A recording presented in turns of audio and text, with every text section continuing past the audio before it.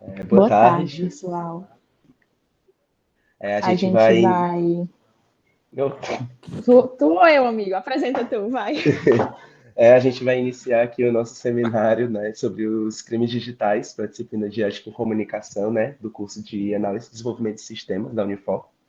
A gente vai falar muito sobre aqui os desafios, né, estratégias de prevenção sobre os crimes digitais. E o grupo é formado por mim, Ronaldo, pela Anne e pelo Gabriel.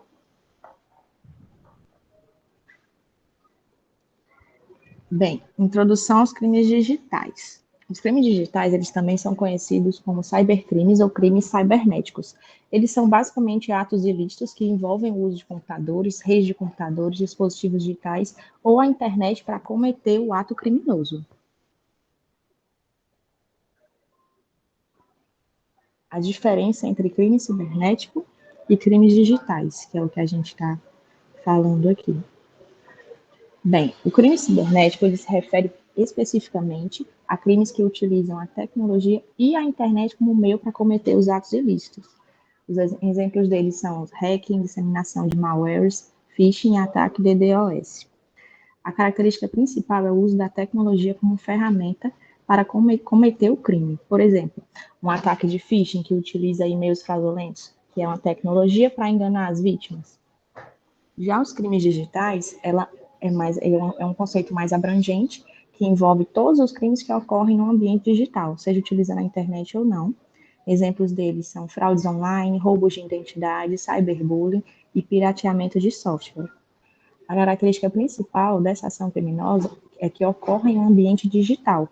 Por exemplo, o cyberbullying pode ocorrer através de redes sociais, sem necessariamente envolver técnicas complexas de hackeamento.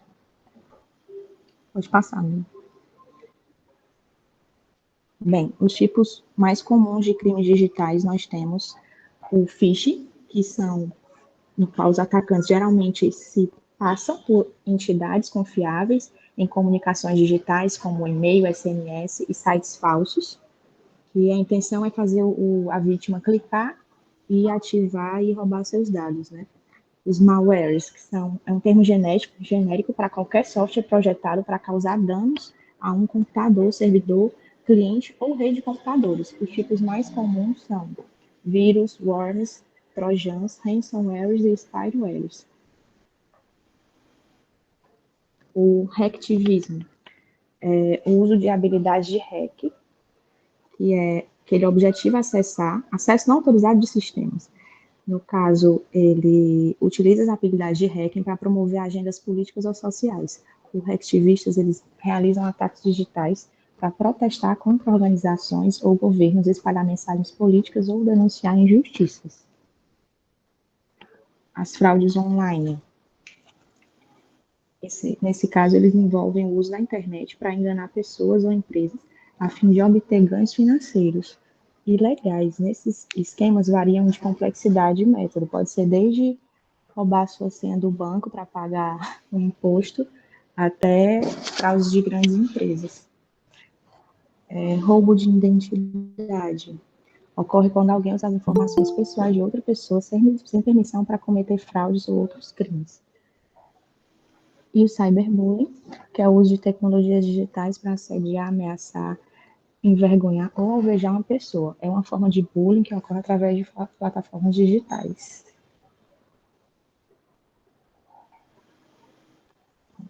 Falar um pouquinho sobre a legislação e política de combate aos crimes digitais no Brasil e no mundo.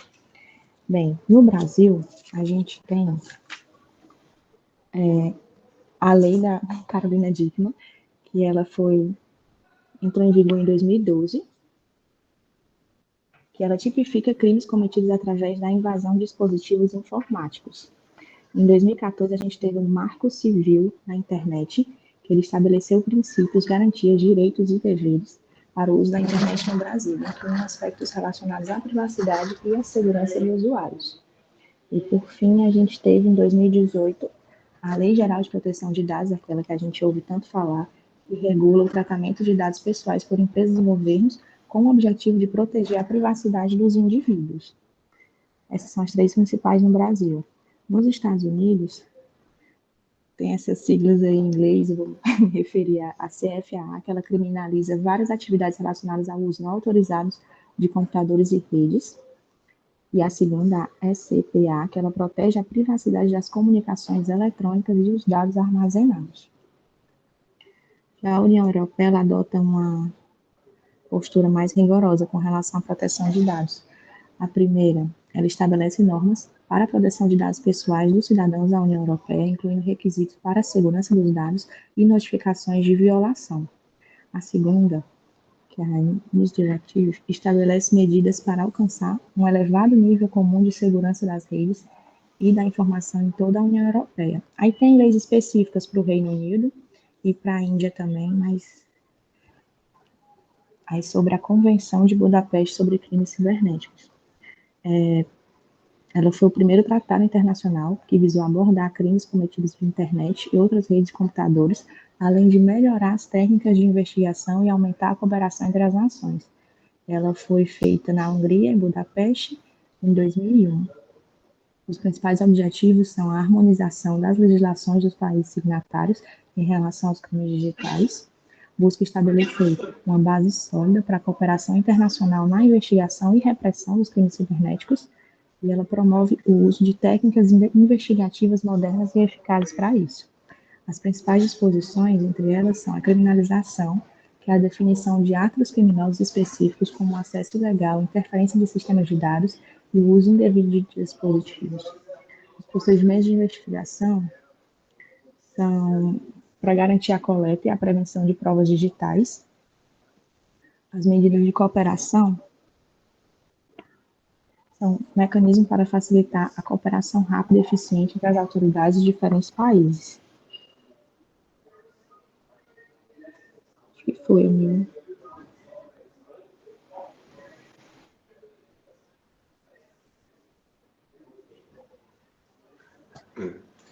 Pronto. Aqui eu vou falar um pouco sobre a prevenção e a segurança digital, o que fazer, quais medidas adotar para não ser alvo, né, dos crimes digitais, né, ou cybercrimes. Então, primeiro eu queria falar aqui algumas boas práticas de segurança online, né, que adotar boas práticas de segurança digital é essencial para proteger as informações pessoais e também os dados corporativos, né. Para, separei aqui entre boas práticas para os indivíduos e para as empresas. Para os indivíduos, é essencial adotar senhas fortes e complexas, únicas para cada conta, e também utilizar gerenciadores de senha, né, para armazenar e para gerar senhas mais seguras.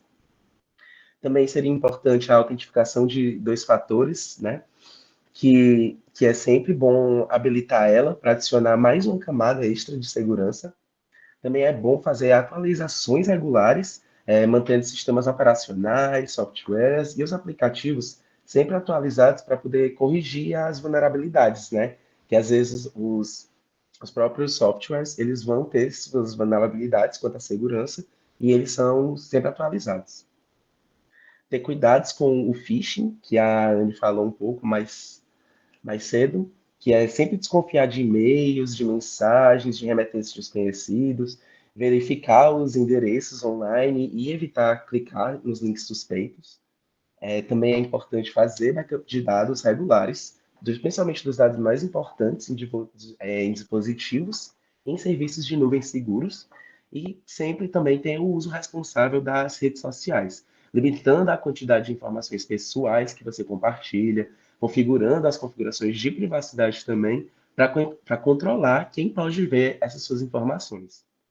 Já para as empresas, é importante adotar, desenvolver e implementar políticas claras de segurança da informação para os funcionários. E esses funcionários, é importante também que eles sejam treinados regularmente sobre segurança digital e as práticas de prevenção contra phishing, contra hack e contra outras ameaças. Também é importante controlar o acesso a sistemas e dados com base nas funções dos funcionários e usar sistemas de gerenciamento e de identidade e de acesso. Não, pode voltar aí. Pronto.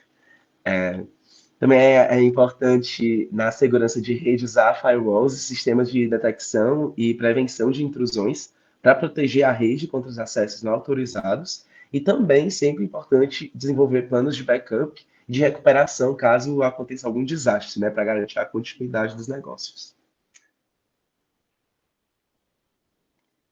E agora, como a gente também faz essa educação e a conscientização da população e das empresas sobre a segurança digital, né? Para os indivíduos, é sempre importante promover ou participar de workshops e seminários sobre segurança digital para poder aprender sobre essas ameaças e as práticas de proteção. Também sempre aproveitar cursos e webinários oferecidos por instituições. Ter uma conscientização. Também é sempre bom se manter atualizado com blogs, com artigos, com publicações sobre segurança digital. E também é importante você ensinar aquelas pessoas que não são tão ligadas nesse assunto, né, membros da família, para eles também ficarem de olho nessas práticas da segurança social, segurança digital também. Para as empresas, é importante ter treinamentos regulares e obrigatórios para os funcionários, também realizar testes quanto a esses crimes, como o phishing, simulados, né, para educar os funcionários sobre como identificar e como evitar os e-mails fraudulentos. Também é importante desenvolver campanhas de conscientização com materiais informativos e estabelecer também, comunicar claramente as políticas de segurança e como aplicar essa segurança, né, protocolos de resposta a essas ameaças. E quais seriam algumas das ferramentas de proteção, né, para promover a segurança digital? A gente vai ter os antivírus conhecidos, né, que são softwares que vão detectar e remover malwares do computador. Alguns exemplos são o Norton, o McAfee, o Bitdefender. Tem os firewalls, que vão ser dispositivos ou softwares que eles vão monitorar e controlar o tráfego de rede com base nas regras de segurança, né, pré-definidas. Tem os VPNs, que são redes privadas virtuais. Elas vão criptografar o tráfego da internet e também vão proteger a privacidade e a segurança online. Tem os anti-spywares, que vão ser programas específicos para detectar e remover os spywares. Também é importante as ferramentas de gestão de senha, que vão ajudar a criar, armazenar e gerenciar senhas de forma segura. E as ferramentas de backup, né, que são softwares que vão automatizar o processo do backup de dados. Agora, quais seriam aqui alguns desafios e algumas tendências futuras sobre os crimes digitais e sobre a segurança digital, né? Aqui eu vou falar um pouco sobre a evolução das técnicas de cybercrime e as respostas tecnológicas. Quanto à evolução do cybercrime, tem três pontos especiais, né? Pontos principais. O primeiro é a sofisticação dos ataques, que os cybercriminosos estão cada vez mais sofisticados, eles estão usando técnicas avançadas de engenharia social, com ataques de engenharia social direcionados. Também tem o uso do ransomware como serviço, que são modelos de negócios criminosos, onde os cybercriminosos eles alugam ou vendem ransomwares para outros perpetradores, aumentando assim a disseminação desse tipo de malware. E também tem os ataques de supply chain, que os cybercriminosos eles vão visar fornecedores e parceiros de negócios para comprometer organizações maiores através das suas cadeias de suprimentos. Enquanto as respostas tecnológicas, né, importantes para combater essas evoluções. Tem a segurança adaptativa, que são soluções de segurança que elas vão utilizar a inteligência artificial para identificar e responder automaticamente às ameaças conforme elas vierem acontecendo, automaticamente.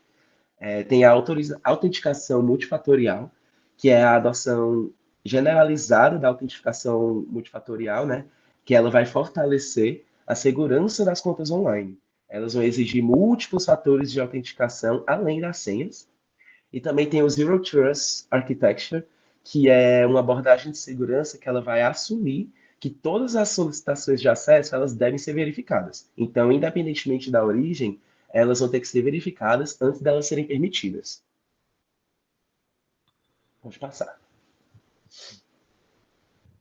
E aí, quais são alguns desafios, né, na aplicação da lei devido à criptografia e das redes descentralizadas? Quanto à criptografia, né, ela é um desafio tanto para a investigação, né? A disseminação de comunicações criptografadas de ponta a ponta, ela dificulta a interceptação e a análise das comunicações criminosas. E quanto às criptomoedas e o blockchain, que essas transações financeiras anônimas e descentralizadas, que vão usar as criptomoedas e o blockchain, elas vão apresentar desafios adicionais para o rastreamento e para a identificação das atividades criminosas. E qual é o problema das redes descentralizadas para a aplicação da lei, né? Tem a dificuldade da identificação dos responsáveis, né? Porque algumas redes descentralizadas elas vão tornar difícil atribuir responsabilidade a alguém específico e rastrear esses criminosos. E tem também o desafio na coleta de evidências, né? Porque a natureza distribuída das redes ela vai dificultar a coleta de evidências e a obtenção de informações para investigações criminais. Por fim, aqui dos desafios, né, eu quero falar um pouco sobre o impacto da inteligência artificial e do aprendizado de máquina na segurança digital. A inteligência artificial ela vai ser importante na detecção de ameaças, né? Porque a inteligência artificial e o machine learning, eles vão ser usados para identificar e analisar padrões de comportamento e vão poder identificar as atividades suspeitas ou anômalas que elas podem indicar uma ameaça. E também é importante desses sistemas de segurança, eles alimentados por inteligência artificial, eles vão poder responder automaticamente às ameaças em tempo real, que elas vão bloquear ou mitigar os ataques sem a intervenção humana. E também é bom focar aqui um pouco nos ataques inteligentes, né? Que os cybercriminosos eles também podem utilizar a inteligência artificial para desenvolver ataques mais sofisticados e adaptáveis, né? Contornando as defesas tradicionais. Quanto à privacidade e viés, tem preocupações de privacidade que o uso dos algoritmos de inteligência artificial na segurança digital, ela levanta algumas preocupações sobre privacidade e sobre coleta de dados. E quanto ao viés algorítmico, os algoritmos da inteligência artificial, elas vão poder introduzir viés se não forem treinados adequadamente, resultando em algumas decisões incorretas ou discriminatórias. Então, gente, exemplificando alguns casos que aconteceram, né, ultimamente, né, nos últimos anos, de crimes cibernéticos, né? A gente tem esse do ataque à Sony, que ficou bem conhecido lá em 2014, em decorrência de um filme produzido pela Sony, onde seria satirizado o ditador da Coreia do Norte. E aí a Coreia do Norte, por meio de um ataque cibernético, roubou alguns arquivos, né, de roteiros, de filmes da Sony que nem tinham sido lançados ainda e expuseram para o público via redes sociais, né, e fizeram ameaças também à segurança daquelas pessoas.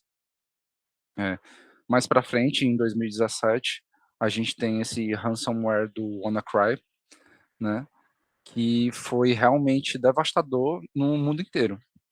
Ele foi produzido em uma parceria entre hackers da China e da Rússia. E basicamente esse ransomware ele funciona assim: você encaminha esse arquivo para a pessoa por meio de e-mail, por meio de rede social, por meio de mensagens pela internet. A pessoa baixa esse arquivo achando que é outra coisa e quando ela aceita esse arquivo no seu computador, ele consegue entrar e ter acesso a todas as suas informações, né? Tudo que tem no seu computador, e-mails, senhas, arquivos. E ele só libera as suas informações, seus arquivos, né? Para de paralisar o seu computador quando você transfere US$ 300 no valor de bitcoins para uma conta específica. Então, esse vírus ele realmente devastou com a vida de muitas pessoas, né? E os idealizadores desse vírus realmente conseguiram lucrar muito com esse produto. No mesmo ano, a gente teve o ataque à Equifax, que é uma empresa de crédito bancário dos Estados Unidos. E esse ataque foi uma junção de esperteza, né, dos hackers e displicência da empresa, né?